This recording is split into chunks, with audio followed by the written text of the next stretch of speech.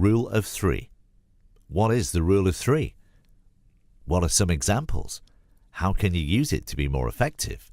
That's coming up in this lecture. Did you notice I used the rule of three to introduce the rule of three? In this section, I'll briefly walk you through a secret weapon, rule of three, for management consultants to present their insights. So what is rule of three? As I just briefly mentioned in the pyramid principle section, the rule of three is a very general rule in speaking, in writing, and in music that states that concepts or ideas presented in threes are inherently more interesting, more enjoyable, and more memorable. It's no accident that the number three is pervasive in well-known stories. The Three Little Pigs, the Three Musketeers, or the Three Wise Men.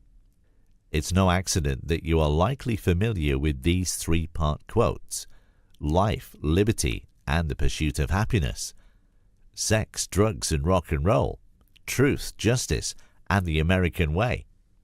It's no accident that good stories have a beginning, middle, and end, and that video games, films, and literature are often written as three connected works in the form of a trilogy. The first time you say something, it's an incident. The second time you say something, it's a coincidence. But the third time you say something, it becomes a pattern. Three is the smallest number of elements you need to create a pattern. Steve Jobs also applied the rule of three in nearly every presentation and product launch. In 2007, Jobs introduced the first iPhone as the third of Apple's revolutionary product categories. The first two were the Macintosh and the iPod. He even said that Apple would be introducing three revolutionary products: a new iPod, a phone, and an internet communications device.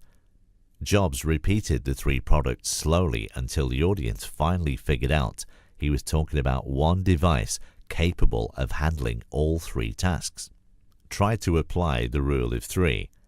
Divide a presentation into three parts. Introduce a product with three benefits. Give me three reasons to hire you. The rule of three. It worked for me, it worked for Jobs, and it will work for you.